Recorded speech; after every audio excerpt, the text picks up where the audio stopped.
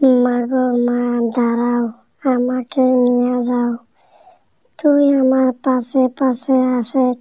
হ্যাঁ, আমি তোমাকে ধরতে পারছি না। আমি তো উড়াল পারতে পারছি না। আমাকে অল্প সাথে করে নিয়ে যাও না মা। তুই আমার পাশে আসতেছিস? হ্যাঁ মা, আমি যাইতেছি তো। আমার এখন পাকের মধ্যে কুলাইছে না। আমি কি করে যাব? আমার সেই ভয় করছে।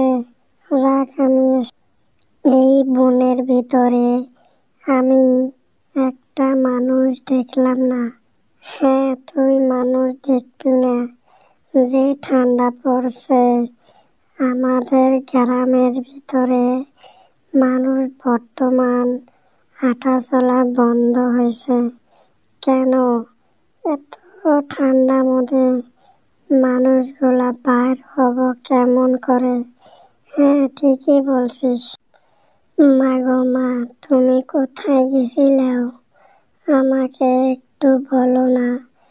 তোদের আমি আধার আনতে গেছিলাম, তা আমি কখনো পাই নাই। তে এখন আমি তোদেরকে কি করে খাওয়াবো? আমার তো মাথায় ঘাম দিচ্ছে না। টেনশন করো না। হ্যাঁ, তুই এই বনের ভিতরে কি করিস এত রাতে? এই আমার অল্প পানি পিয়াস লাগছিল, সেই পানি খেতে এসেছি। হ্যাঁ, তুই জানিস এই বনের ভিতরে কি আছে? না, আমি তো জানি না। এই বনের ভিতরে উড়ানপথ একটা হাতি আছে। এই হাতি আমাদেরকে মারে। কি বলছিস? আমার তো খুব ভয় লাগছে। আমি কি